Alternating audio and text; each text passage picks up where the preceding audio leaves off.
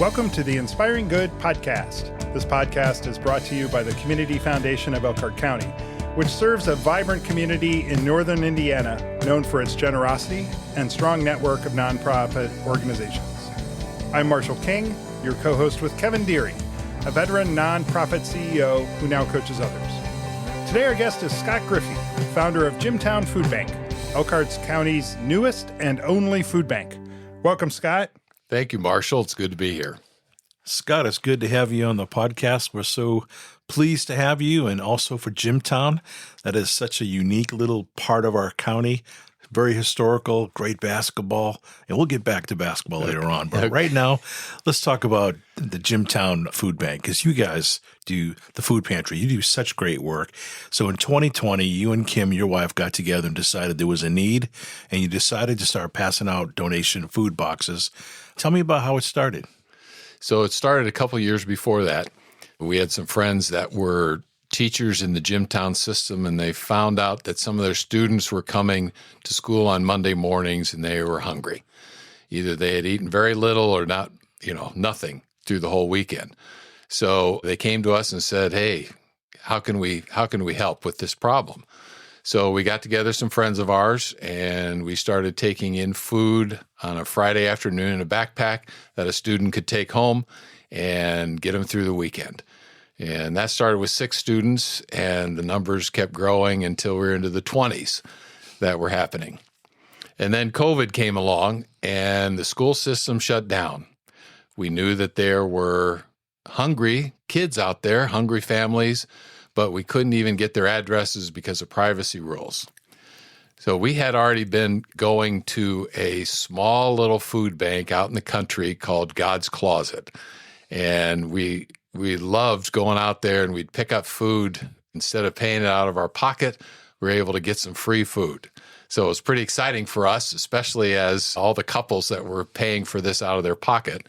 So we had already started accumulating some food at this time.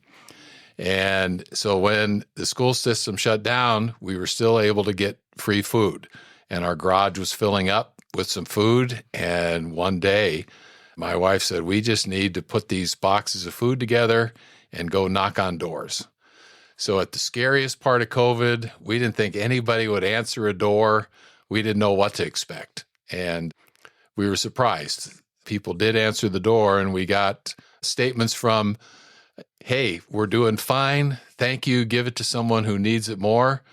But we also got hugs and tears. We've been out of work. We have no food in the house. Our kids have nothing to eat. Why are you here? Thank you very much. So that first time, it cemented in us the idea of, okay, we've got to continue doing this, and we'll just figure it out from here. We didn't know what we were doing. So at what point did you decide we need to be a 501c3, we need to really get more organized? And then the buildings came on your property. Tell me about that. So during all this time, we moved into a new house that my wife and I built. It took us 2 years to build. And we began storing food at this property. And as the numbers grew, as the food kept coming in, we were giving food to more families on every weekend. And so what happened was we had to become organized. Instead of just doing it when we wanted to and what fit into our schedule, we had friends saying, "Let us help. How can we help?" So we started to become more organized. And as we were handing out more and more food, just somebody said, "Hey, do you need to maybe do this officially?" And so we said, "I guess. I don't think we're going to do this for very long, but we'll do this officially." And so it just kept growing and kept growing. And I've got a pole barn that we built for our grandkids, and it started filling up with food. And we had 2 other outbuildings that I had to remove my tractor and lawnmower and filling it up with food. And we got some pallet racking, and a forklift. And we started looking like Costco. And the numbers just kept growing. And the volunteers, people kept saying, "How can we help? Let us help you. Let us help you." And And we kept getting more food and more food and more food, and it just kept growing. And we didn't plan any of that.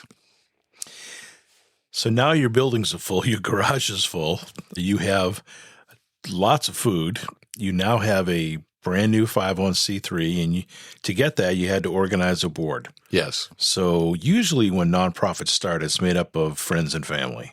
That's the board. And that's very common. They're your biggest fan club support, but that's not sustainable. That over the long haul, long after you and Kim aren't doing this ministry / mission anymore, if it's going to continue, it really depends on this strong core of volunteers and this really strong, dedicated group of owners, which the board of directors are. So what's the plan to sustain it after you guys? Well, currently we have board members that have been there from the beginning. They were some of the first people that were helping with the backpack meals, or people that have come on board since. And so they've been huge, and they're people that have businesses, so they understand business, and they help to keep things rolling with everything. We currently we were able to hire our first time full employee, and Randy Z is his name, and he was one of the original founders of Cultivate. And he showed up one day and said, "Hey, I like what you're doing. Can I help you here?" So we've got qualified staff that is way beyond anything I ever expected. And we've got plans. I mean, we're older. Kim and I are both 67, but we've figured another 5 or so years. But in the meantime, we're looking for that person that God's going to send us, who's going to replace us, that will keep the vision and keep it going. So Scott, I've heard you say, I'm just a guy. I'm just a guy doing this thing. I've got 7 kids. What'd you say? 23 grandkids. 3 great-grandkids. You spent your career installing flooring, right? Yes, Blue collar guy working on it, probably literally on your hands and knees. Yes. What compels a person to say, I got to take food to people's houses, or I got to get enough food to feed these kids to the degree that you have? Like, it's not a normal thing to follow a call the way that you have. Okay. Well, having 7 kids and installing flooring, business is always up and down. Sometimes it's feast or famine. And during the famine times, it got tough. And feeding the kids, and we would have periodically, there would be a friend or another group of people that would show up at our house, and they'd fill our living room full of food, which was incredible. It was like the only time the kids got name brand food or that special, exciting stuff. So we knew what that was like to have somebody come and help you and to bring food. And because of that, when we would have times of feast, we then would share with other people that had needs around us. So we'd hear somebody struggling, so we'd just show up and with food and fill up their pantry, fill up their closets, give them stuff for kids' meals for lunchtime, things like that. And so that's kind of been who we are. But God just really made this clear that here is a community of Gymtown. It's not huge. It's not an overwhelming thing. Let's see what we can do to help people within the Gymtown community. And the doors just started opening. Again, not knowing what I'm doing, connections were made. People step forward and say, "We can help you. We've got food. Let's keep you supplied with food. We like what you're doing." And so it's kind of been something that's a part of our lives for a long time. It's just gotten huge right now. The teachers are always the front line of defense. They see everything. Yes. So they see abused children. They see children who don't have winter coats. They see hungry kids. It certainly impacts the children's ability to learn. And the teachers are often the ones that raise the first flag and say, hey, we need help here, above and beyond what a school is really required or has the capacity to do. Right. You guys answered that flag and said, we're going to help. But then that's really identified just in the last 5 or 6 years in Elkhart County, these food deserts. And we hear that often, food desert. But what does food desert mean to you? Well, there are sections of the area that just people have a hard time getting out, whether they're in a car on their last leg, whether they are trying to work several jobs and they just don't have time to get food. And there are people that they're making a choice sometimes between heating the house, putting gas in the car, even prescription medications. They're having to make those choices, and food seems to be at the bottom. So even having access to food for some people is just difficult, and it ends up becoming food at the 7-Eleven or food at gas station or fast food. And we're even losing the art of cooking, which leads to a whole nother somewhere down the road. But so to me, it's available food by people who are already worn out, tired, struggling to make all the ends meet, and then to think I've got to go buy food. That's just hard. Well, we live in the RV capital of the world, right? So when we're selling RVs and making RVs, everybody's making money, everybody's doing okay. But as soon as the RV cycles down again, which it almost always does, and then it cycles back up, you have a lot of families, whether it's single moms or you have mom and dad, often in a home where they're only working 1 or 2 days a week, and they've picked up Uber driving or DoorDash or something right, just to make ends meet, and they're still not making ends meet. And things are so expensive now with gas. I thought your definition of food desert was probably one of the best I've ever heard. And we started to connect the dots several years ago in this county with how much hunger really is there, and not just in pockets, but everywhere. And many of the organizations have started to come together. Can you talk a little about the initiative that you guys have started with Hunger Ends Here? Okay, well, Hunger Ends Here has been a pretty substantial group of people that the Community Foundation brought together. When there's about 15 different organizations, some deal with housing, some deal with food, mostly with food. And when we first came together, it was a lot of nonprofits who never cooperated. They kind of all did their own thing separately and did it well.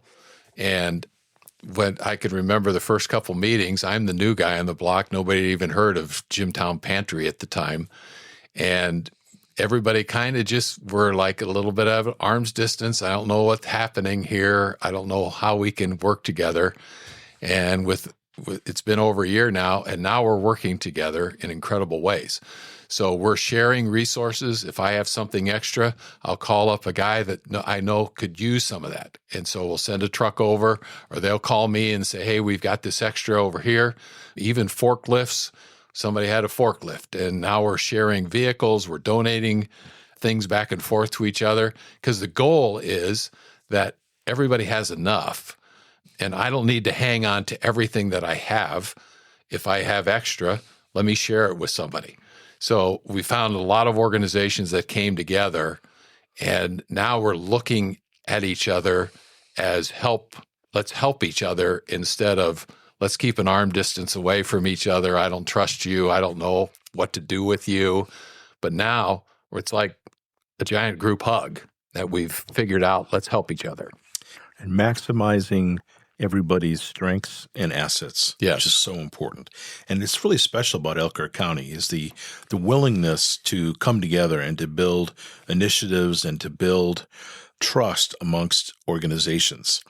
A lot of times food pantries run out of churches, and there's a lot of churches in the food pantry business, but they're not on the transportation business. They're not on the storage business. They all have some kind of challenges, usually transportation, getting food to them or getting food to people, or it's required that people bring their cars to come get the food from the pantry.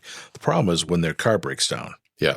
And they still have these hunger issues. And is there any thought about maybe growing this and adding some partners that could maybe help with broken cars and help with understanding how to manage money? And any thoughts of expanding the initiative? Well, there's a lot of thoughts in that. And having started working full time and trying to figure out what a pantry is and what a pantry does, I understand it's mainly volunteers who make this happen.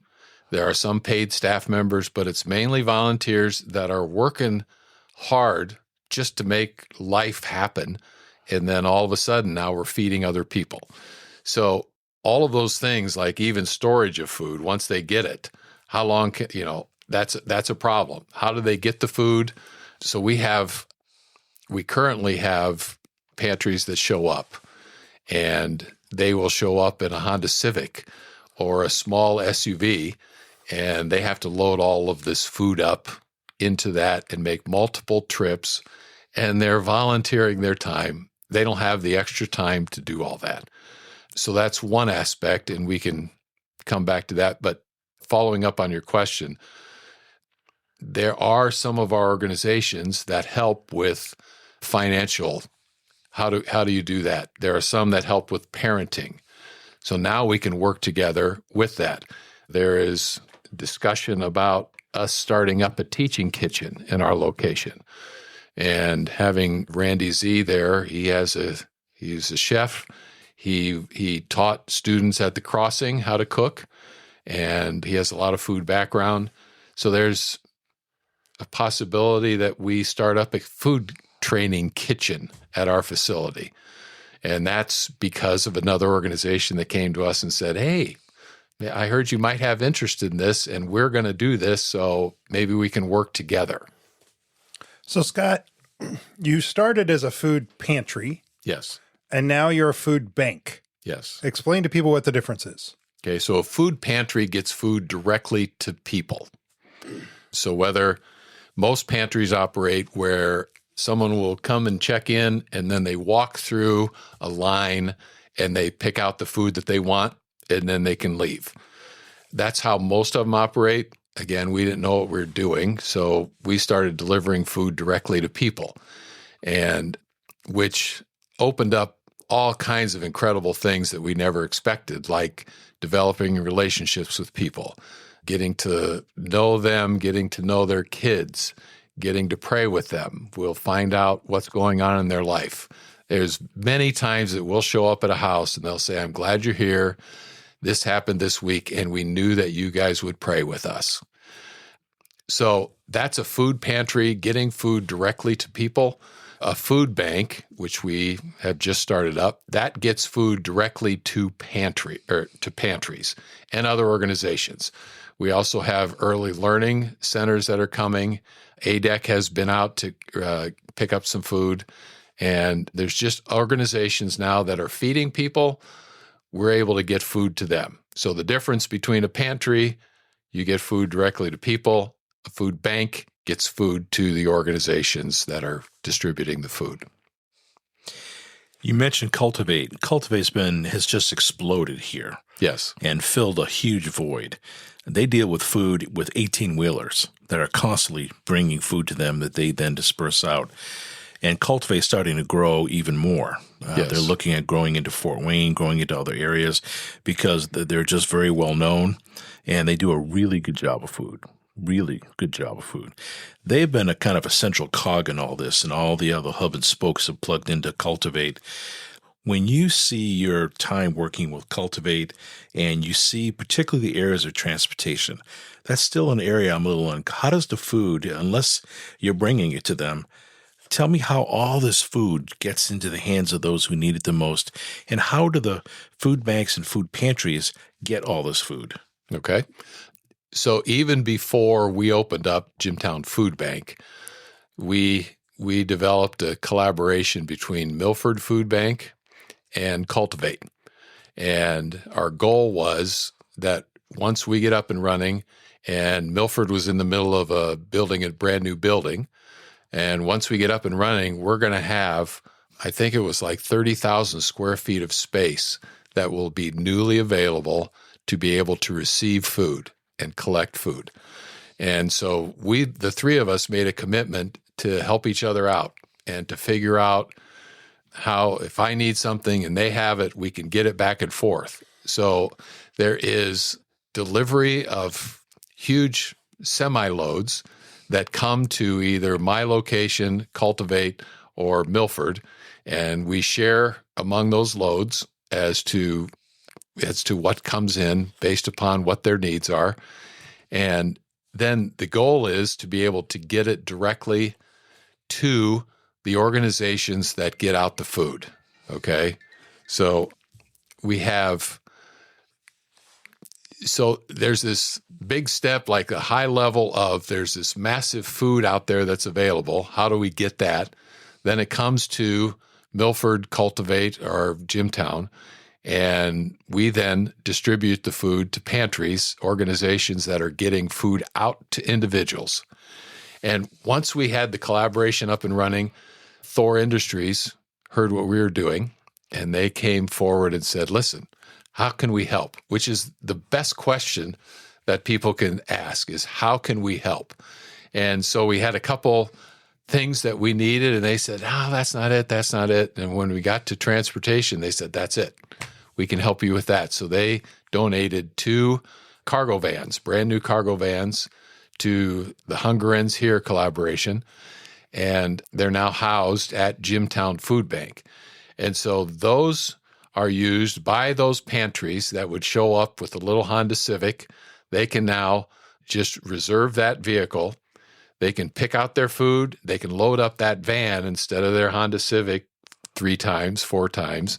They can take the food to their pantry and then bring it back. And just today, we just kind of got started with that. Just today, there were 4 different food pantries that were using those vans after they picked up their food to take their food back. That's amazing. But it just takes sometimes one linchpin in there, like the transportation, to bring it all together like that. And thank you for being willing to house the vans and coordinate the schedules and all that. Let's learn about you, Scott. Okay. We know how you started this ministry, but what did you do for a living, and what did Kim do? So I've installed flooring for 45 years and had big commercial jobs to little bathrooms in a house. I've done it all. And my wife, she was a stay-at-home mom with 7 kids, and we homeschooled our kids through the 4th grade. And so she had plenty to do with all of that. And then as soon as the kids got off all school, she started cleaning homes for a living. And she's still doing some of that, not as much because of her involvement she's now the director of Gymtown Pantry. So she's taken that part over. And so she's busy with all of that. So I've always been involved in men's ministry. I train men to lead wilderness trips to Canada, where you drink out of the lake and you backpack everything and you canoe everywhere. And I've been involved with that for almost 35 years, doing things like that. And we've just always been involved in people's lives. We've always been involved in caring for people, loving people. And so in a sense, this is just an extension of that, just a little bit more focused in the food area. So I have 7 kids, was mentioned earlier, and they're all boys except the first 6. So that's the best joke I have. And so I coach girls basketball for 14 years. I've coached girls softball and a little bit of soccer and everything else. We've just been involved in our kids' lives and the lives of people around us. And now you have 23 grandchildren and 3 great-grandchildren. Correct. You're a pretty tall guy. What are you, about 6'6", 6'7"? 6'5". 6'5". Ooh, you look bigger than that. So you look like, obviously, you probably played basketball in high school. I did. Yes, I did. Were you ever recruited? Yes. I was recruited to play some college ball. Did you ever go? Did you ever get recruited by anybody noteworthy? Noteworthy. Somebody that our audience would know? So it would have been back when I was a junior in high school. I got this letter from a coach, and for West Point. He was a coach at West Point. And I was interested in that.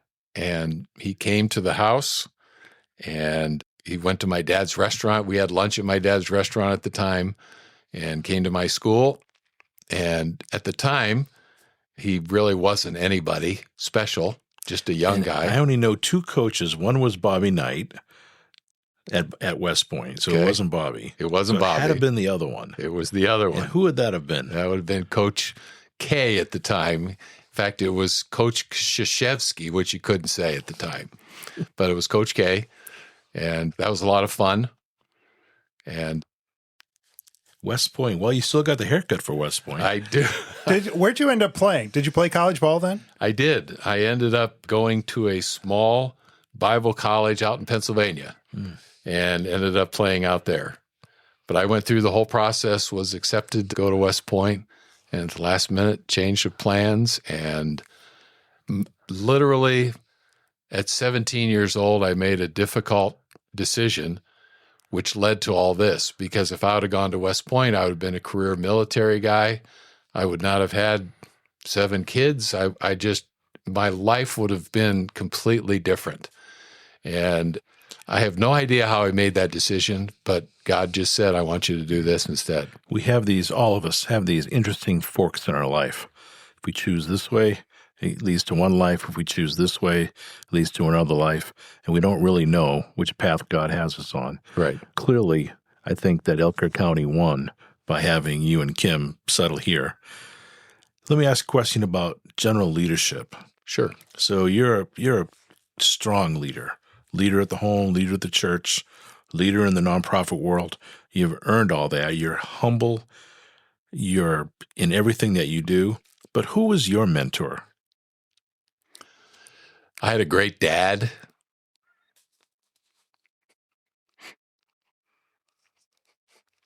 He's been gone about 7 or 8 years, and he had Alzheimer's at the end. And my mom cared for him 24/7. And now we're caring for her with some of the same issues.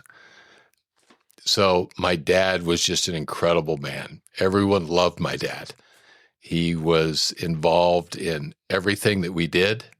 He was our youth group director at all of our churches that we went to. And he was incredibly loved by everybody. And wherever he worked, he was in the food business his whole life. He just drew people. So he was a model to me of how to love people, how to make people feel special, how to care for people. So he would have been like my main mentor. But there have been other mentors throughout my life that someone come alongside me for several years and just teach me and train me and love me and care for me. And so that's kind of how I want to live my life, caring for people. I want people to feel special and cared for. And we're just trying to find ways of doing that. Yeah. How'd you meet Kim? We met, we're childhood sweethearts.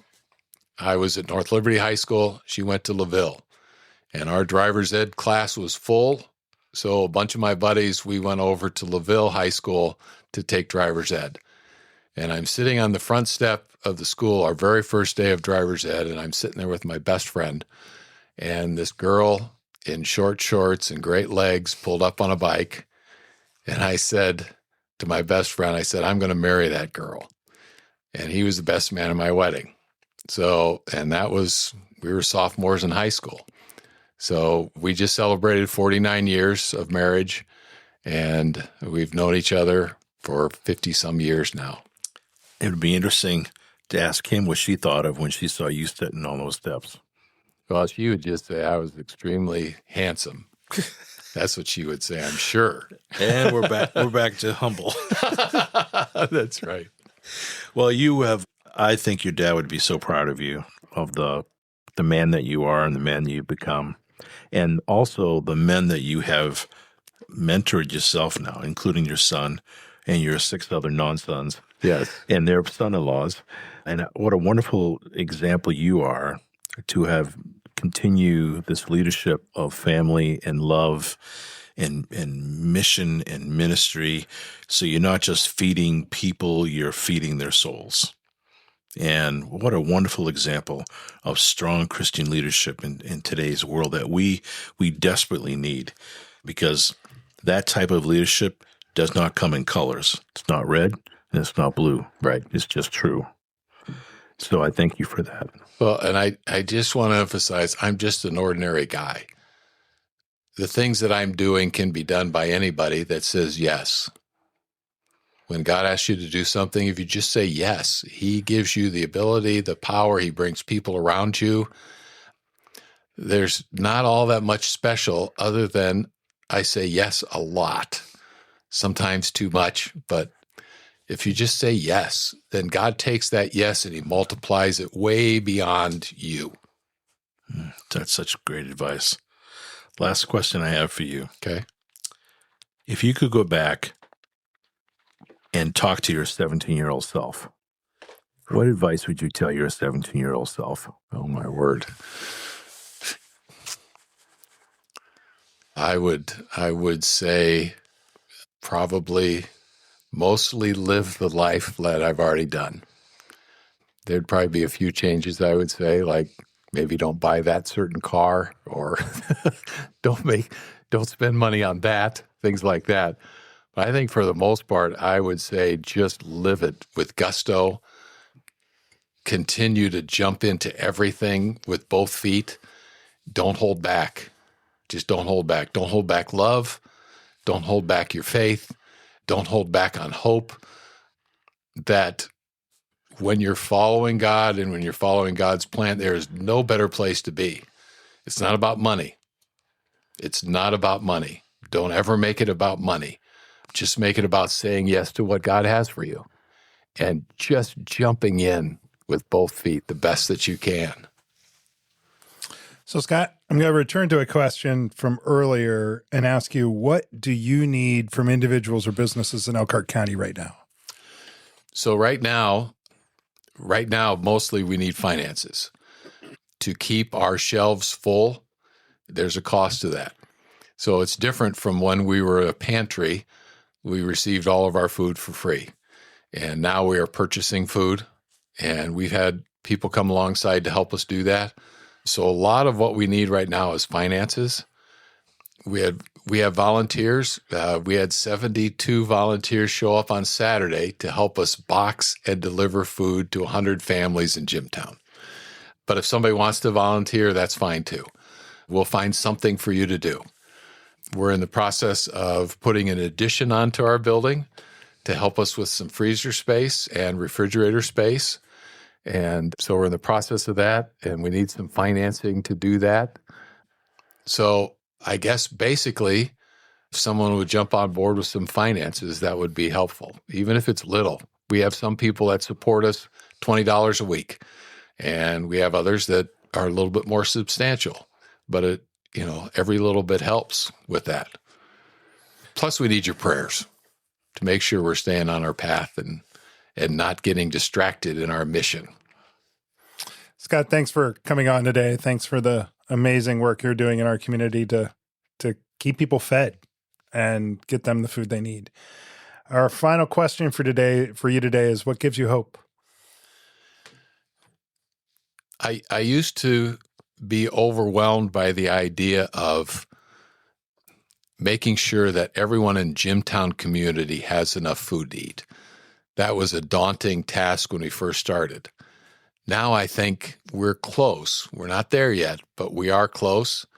And starting up the food bank, it's the idea of, can we possibly make it so that Elkhart County, that there's no neighbor that's hungry, that everybody that needs food has food?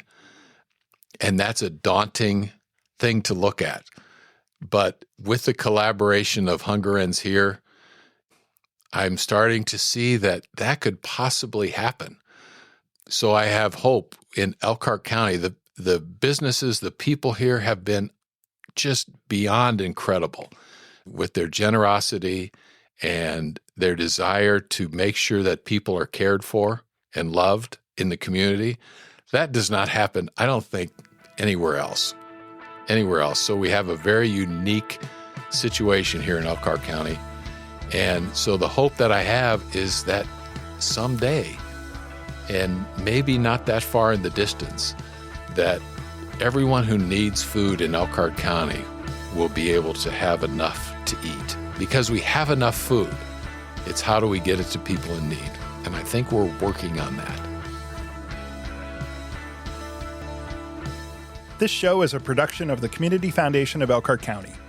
It is powered by equipment from Sweetwater and recorded at the Community Foundation's offices in Elkhart's River District. Editing is done by the award-winning communication students at Goshen College, home of one of the best college radio stations in the nation. Listen to Globe Radio at 91.1 FM. Music is provided by Sensational Sounds. Learn more about the Community Foundation of Elkhart County at inspiringgood.org. You can follow us on Facebook, Instagram, and LinkedIn. Thanks for listening. We hope you're inspired and inspire good in your community.